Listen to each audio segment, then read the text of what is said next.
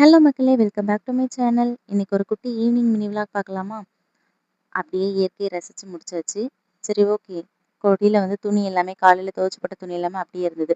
அதையும் மடிச்சு வச்சிடலான்னு சொல்லிட்டு அது எல்லாத்தையுமே எடுத்து வீட்டுக்குள்ள கொண்டு போயிட்டேன். அதுக்கப்புறம் வீட்டை எல்லாமே நல்லா பெருக்கி முடிச்சுட்டு, அதுக்கப்புறம் பொறுமையா ட்ரெஸ் எல்லாத்தையுமே மடிச்சு வச்சாச்சு.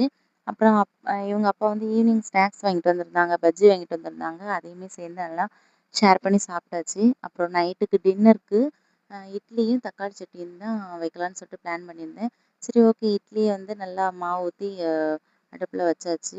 அந்த கேப்ல வந்து தக்காளி சட்னிக்கு தேவையான எல்லாத்தையுமே வந்து கட் பண்ணி வச்சுட்டு, அதையும் நல்லா ஆயில் விட்டு நல்லா வதக்கி எடுத்தாச்சு. இப்போ வந்து நம்ம இது நல்லா ஆறுனதும் மிக்ஸி ஜார்ல போட்டு நல்லா ஃபைன் பேஸ்ட்டா அரைச்சு எடுத்துட்டோம் அப்படின்னா, தக்காளி சட்னி வந்து ரெடி ஆயிரும். இப்போ இட்லியுமே ரெடி ஆயிடுச்சு. இத வந்து ஒரு ஓரமா எடுத்து வச்சாச்சு.